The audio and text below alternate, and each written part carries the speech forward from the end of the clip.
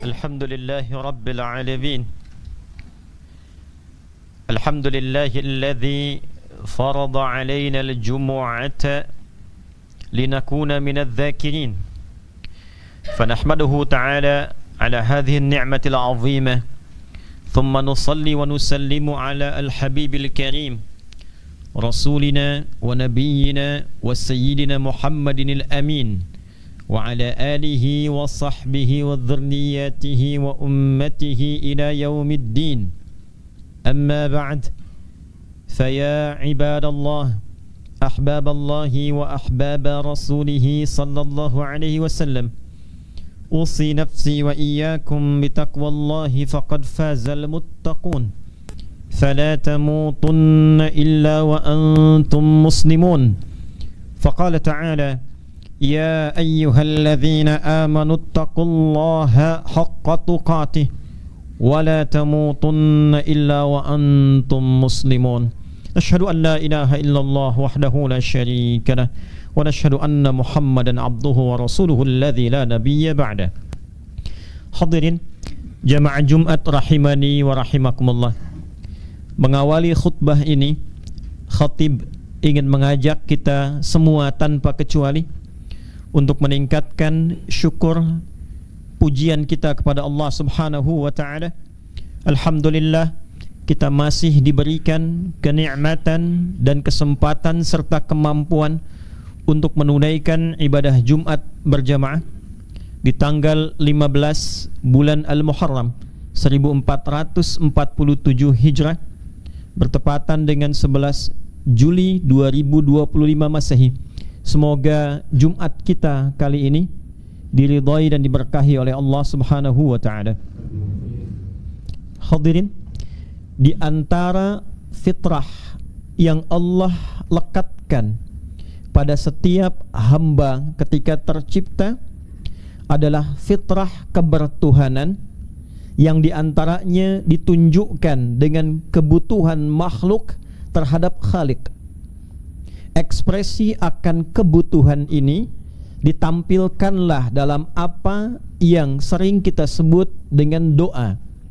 Maka doa di dalam Islam bukan sekedar gambaran akan ekspresi permohonan, ungkapan kebutuhan dari sosok yang rendah kepada yang tinggi, tapi sekaligus mengkonfirmasi keberhambaan kita dan kebertuhanan kita kepada Allah Subhanahu wa taala. Ketika seseorang berdoa, ini menunjukkan dia adalah makhluk. Ketika seseorang berdoa, ini menegaskan bahwa dia punya kebutuhan. Dia makhluk, butuh kepada Khaliq. Untuk itulah doa digolongkan oleh Al-Quran kepada bagian ibadah yang sekaligus menunjukkan kebertuhanan dan keberimanan kita kepada Allah Subhanahu wa taala. Berfirman Allah menegaskan tentang makna ini di dalam surah Ghafir, surah ke-40 di ayat ke-60. Allah Subhanahu wa taala berfirman, ba'da a'udzubillahi minasyaitonir rajim, bismillahirrahmanirrahim, wa qala rabbukum ud'uni astajib lakum innal ladzina yastakbiruna an ibadati sayadkhuluna jahannama dakhirin. Dan Rabbmu sekalian berfirman, menegaskan, menyampaikan, ud'uni, berdoalah kepadaku, ekspresikan kebutuhanmu, sampaikan keperluanmu, dan bentuknya spesifik. Ini menunjuk pada bentuk personal Allah Subhanahu wa ta'ala, untuk menunjukkan bahwa doa yang spesifik itu, doa yang peluang terbesarnya terkabul itu, doa yang sejatinya harus ditujukan itu adalah doa yang sesungguhnya perlu kita sampaikan pada objek yang satu, yaitu yang dipertuhankan Allah Subhanahu wa ta'ala. Astajib lakum, ketika doa ini disertai dengan keyakinan dengan bertuhan, disertai dengan rasa beriman, maka Allah menyampaikan konsekuensi janjinya. Setiap doa itu pasti aku akan kabulkan, pasti aku akan kabulkan. Statement yang tegas, singkat, padat, dan jelas. Statement Rabbani. Dan menariknya setelah itu Allah menyampaikan, innal ladzina yastakbiruna an ibadati, sungguh tegaskan pada hatimu yang paling dalam tanpa keraguan sedikit pun bahwa seluruh orang, alladzina itu mencakup semua tanpa kecuali, disebutkan 1080 kali dalam Al-Quran. Isim mausul dengan makna jama', konjungsi kata sambung, menyambungkan sifat doa dengan sifat kebertuhanan, mencakup objek tanpa kecuali, laki-laki, perempuan, besar, kecil, sepanjang dia makhluk manapun. Tegaskan pada dirimu yang paling dalam. Orang-orang yang merasa sombong sehingga menyimpulkan tidak perlu berdoa, menyimpulkan bahwa ia tak punya kebutuhan untuk memohon, maka disifati oleh Allah Subhanahu wa ta'ala bahwa dia keluar dari ruang ibadah. Doa digolongkan dengan ibadah. Ditegaskan dalam kalimat ayat ini, innalladzina yastakbiruna an ibadati. Doa disifati dengan ibadah. Artinya ketika kita sedang berdoa, dalam saat yang sama kita sedang beribadah. Ketika sedang beribadah, mengkonfirmasi kebertuhanan kita kepada yang diibadahi, Rabbul Ma'bud, Tuhan yang kita ibadahi. Disinilah menunjukkan sisi keberimanan kita kepada Allah Subhanahu wa ta'ala. Jadi di dalam Islam, doa bukan sekedar mengajukan permohonan, bukan sekedar menyampaikan keinginan, tapi dalam yang saat sama digolongkan kepada bagian ibadah yang mengkonfirmasi kebertuhanan kita dan menegaskan keimanan kita kepada Allah Subhanahu wa ta'ala. Siapa yang merasa dirinya gak pernah butuh, gak pernah pengen minta, ini menunjukkan tipis nilai ibadahnya. Di saat yang sama keluar dari ruang-ruang kemakhlukannya, seakan-akan menegaskan kebertuhanannya itu keluar dan mengatakan bahwa dalam bahasa yang lain, saya punya derajat yang sama dengan Tuhan. Saya tidak perlu minta, saya tidak perlu bermohon. Sayadkhuluna jahannama dakhirin. Maka orang-orang yang berada levelnya, dia menilai levelnya di atas kemakhlukannya, maka Allah siapkan satu porsi, satu tempat, satu kondisi di neraka jahanam dengan keadaan yang sangat terhina. Hadirin jamaah Jumat rahimani wa rahimakumullah. Yang kita tarik dalam pembahasan khutbah Jumat yang singkat dan padat ini adalah dua bagian penting dari ayat ini. Yang pertama, sebaik apapun kondisi yang kita rasakan, sehebat apapun capaian yang bisa kita raih, status apapun yang melekat pada diri kita, pada akhirnya sepanjang kita makhluk tidak akan pernah terlepas dari sifat karakteristik kemakhlukan kita, yaitu kita pasti butuh bermohon. Sepanjang kita makhluk, sepanjang kita sifatnya manusia, makhluk apapun itu, pada puncaknya pasti ada titik di mana kita mesti bermohon, di mana titik kita mesti meminta. Bahkan semua nabi, senabi-nabinya nabi, serasul-rasulnya rasul, tetap meminta dengan fitrah kemakhlukannya. Karena nabi bukan Tuhan, rasul bukan Tuhan, melekat sifat kemakhlukannya, maka dia pun berdoa. Nabi Adam alaihi salam, manusia pertama yang diciptakan, dipilih oleh Allah. Innallaha astafa Adam, Allah memilih memuliakan Adam alaihissalam. Ali Imran ayat 33. Bahkan ditempatkan di surga sementara khusus sebelum turun ke bumi untuk memulai misi sebagai khalifah di bumi. Wa qulna ya Adam uskun anta wa zawjukal jannah, Al-Baqarah ayat 35. Tapi tidak melekatkan status terpilih dan keistimewaan itu untuk berlepas dari doa. Beliau tetap berdoa. Dan doanya diabadikan, viral saat ini dan sering kita bacakan. Rabbana zalamna anfusana wa illam taghfir lana wa tarhamna lanakunanna minal khasirin. Adam dibalik kemuliaannya, keistimewaannya, tetap merasa sebagai makhluk yang mungkin ada salahnya.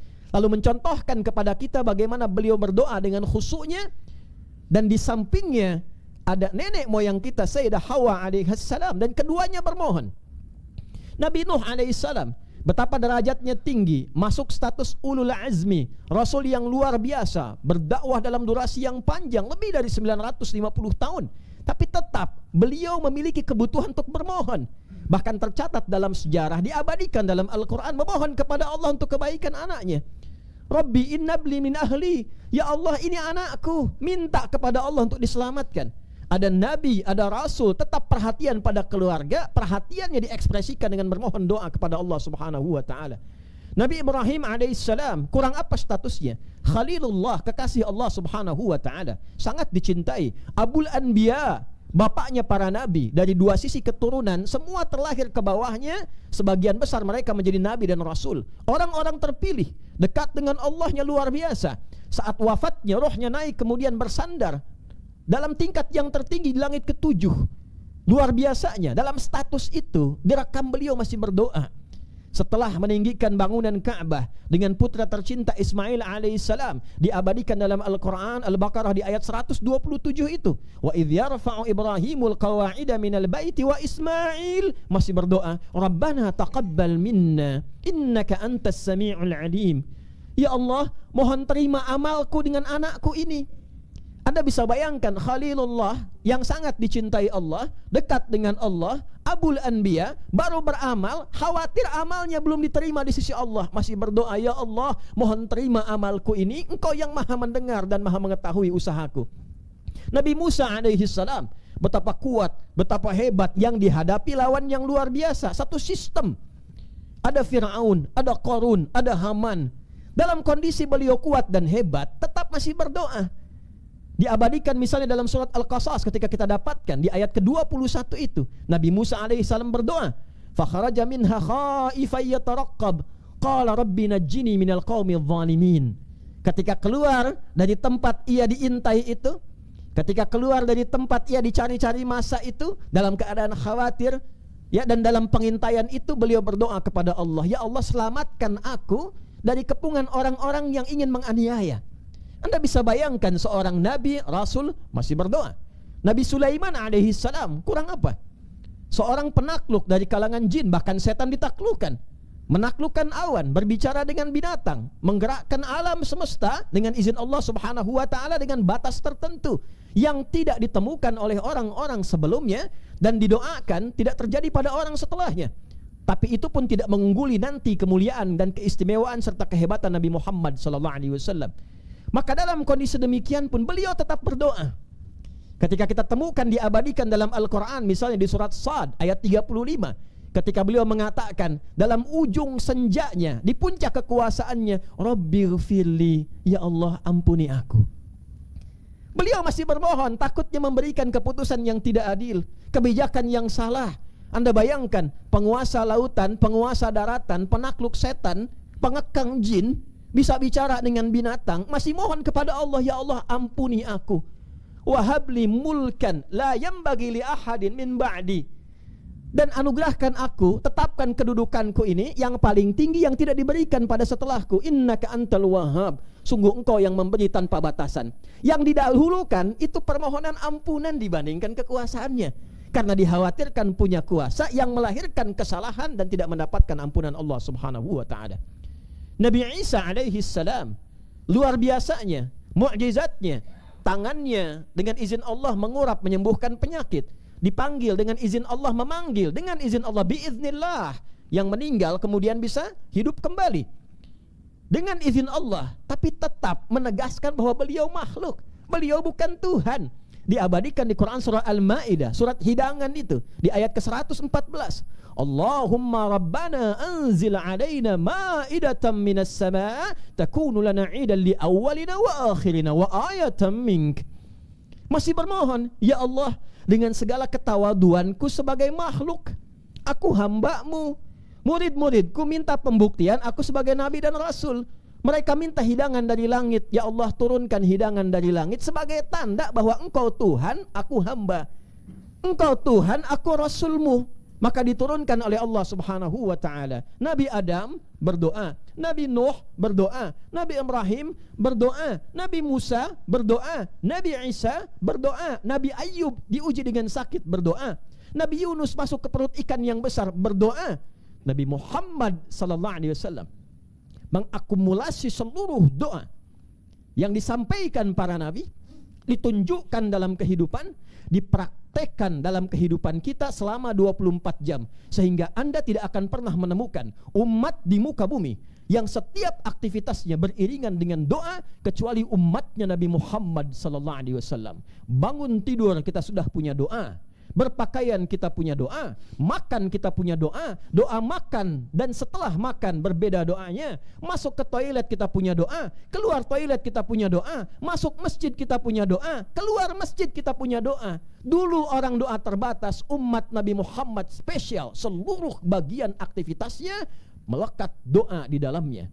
untuk mengkonfirmasi bahwa Nabi saking cintanya kepada kita menginginkan setiap aktivitas kita selalu tersambung dengan Allah dan menegaskan bahwa kita adalah makhluk. Jadi semua gerak langkah kita ibadah. Makan jadi ibadah, minum jadi ibadah, bekerja jadi ibadah, berumah tangga jadi ibadah, berpakaian jadi ibadah. Tidak ada satupun kegiatan umat Nabi Muhammad SAW kecuali di dalamnya terletak nilai-nilai ibadah. Dan menariknya, ketika ini dipraktekkan, seluruh kegiatan dikoneksikan dengan sifat kebertuhanan kita kepada Allah. Apa jawaban Allah? Astajib lakum. Aku akan jawab seluruh harapan dan kemudahanmu. Anda bekerja bukan hanya sekedar datang, tingkatkan kemampuan, keluarkan kepakaran, tapi diisi dengan muatan doa terbaik. Harapannya dikoneksikan dengan permohonan kepada Allah. Minta kemudahan, minta kelancaran, minta perlindungan, minta kebaikan. Apa jawab Allah? Astajib lakum. Aku kabulkan. Aktivitas kehidupan dunia berupa rutinitas yang diiringi dengan doa untuk terkoneksi dengan Allah, maka berubahlah rutinitas menjadi ibadah. Maka jika semua dilakukan karena Allah menjadi ibadah, ibadah itu jangan dipersepsikan dengan hal yang sempit. Hanya sholat saja, tidak saudara.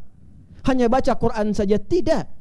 Spesial umat Nabi Muhammad, semua aktivitasnya ibadah. Dan rahasia di balik itu bukan ingin membebani kita, ringan. Niatkan karena Allah, makan karena Allah, jadi suami karena Allah, jadi ayah karena Allah, bekerja karena Allah. Kalau Anda koneksikan, apa jawaban Allah? Astajib lakum. Semua harapanmu, semua cita-citamu, selama itu baik untuk duniamu dan akhiratmu, pasti aku jawab. Silahkan Anda cek, hadirin.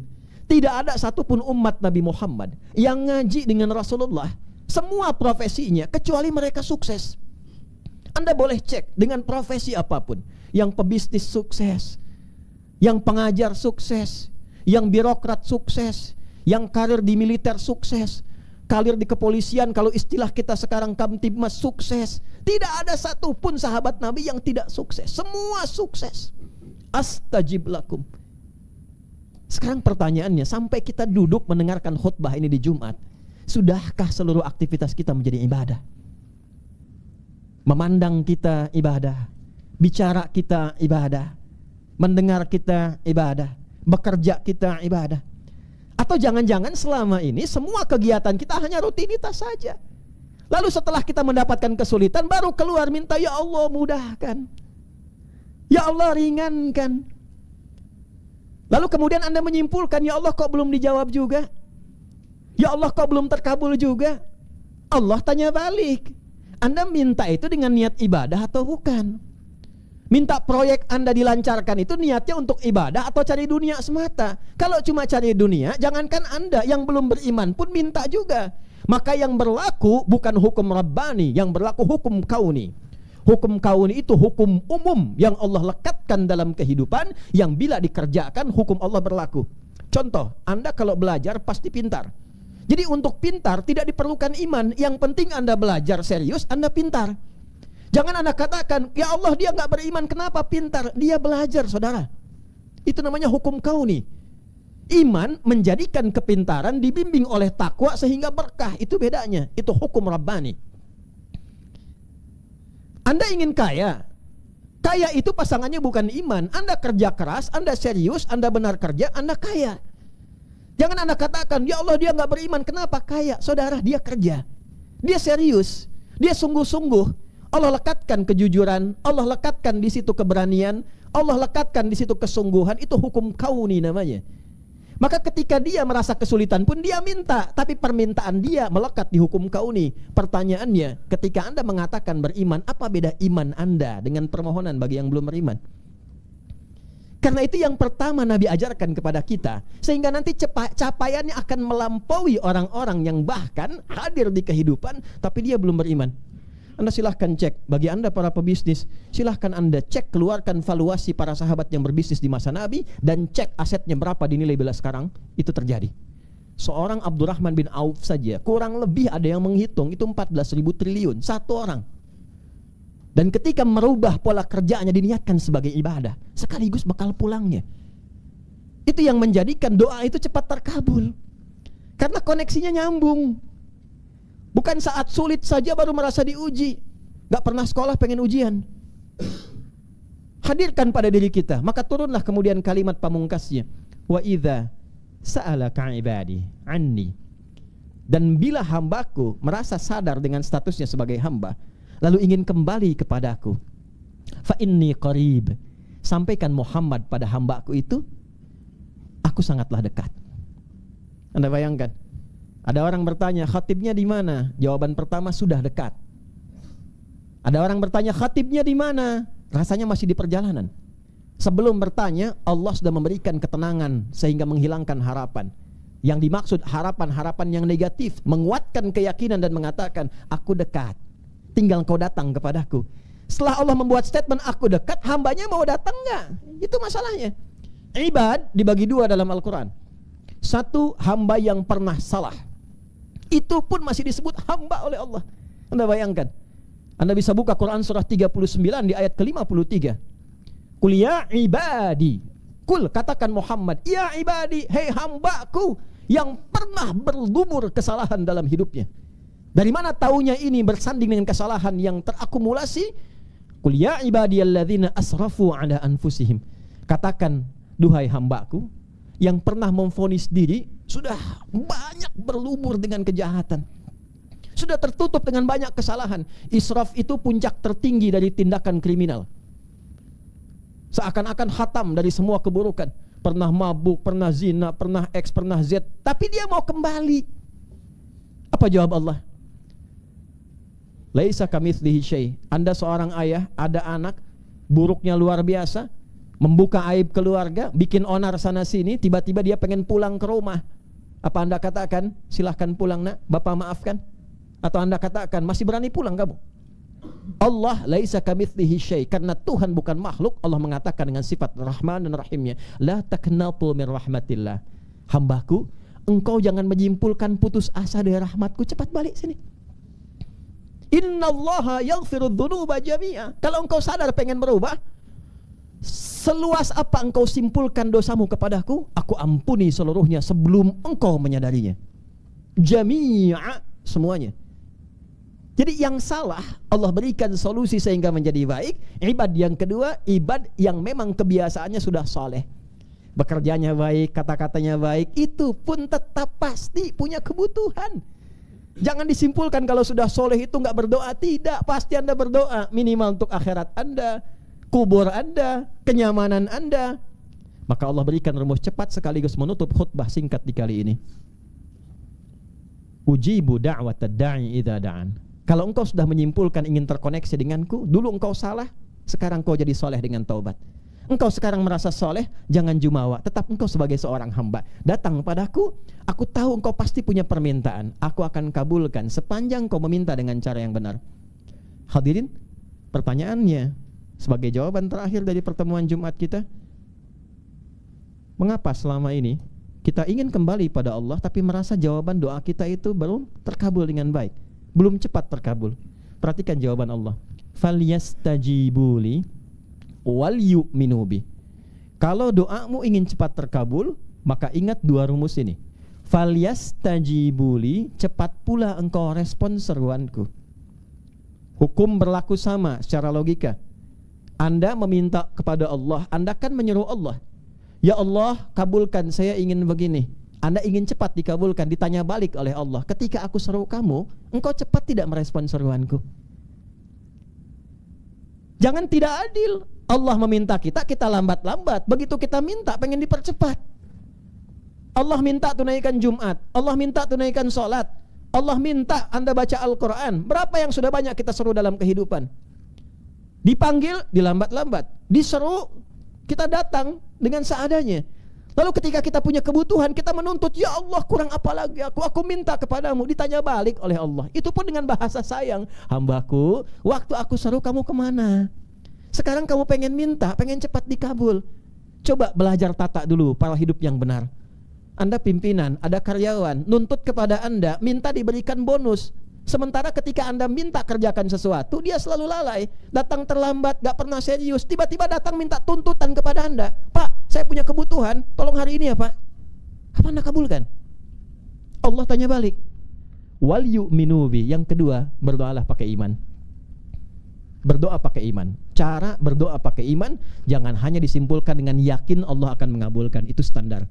Iman dipasangkan di Al-Quran dengan amal saleh. Jika doa Anda ingin cepat dikabulkan, maka awali dengan amal saleh. Setelah itu Anda berdoa. Baca Al-Quran, jangan cukupkan dengan Shadaqallahul Azim. Setelah baca Quran Anda berdoa. Selesai sholat Anda berdoa. Ada kotak lewat Anda infak, masukkan. Setelah itu Anda berdoa. Itu yang dimaksud Al-Quran surah kelima Al-Ma'idah di ayat ke-35. Ya ayyuhalladzina amanu taqullaha wabtaghu ilaihil wasilah. Hei orang-orang beriman, tingkatkan takwamu kepada Allah. Meningkatkan takwa itu dengan amal saleh. Dan carilah dengan takwa berupa amal saleh itu sebagai perangkat untuk mengabulkan harapan dan doa-doamu.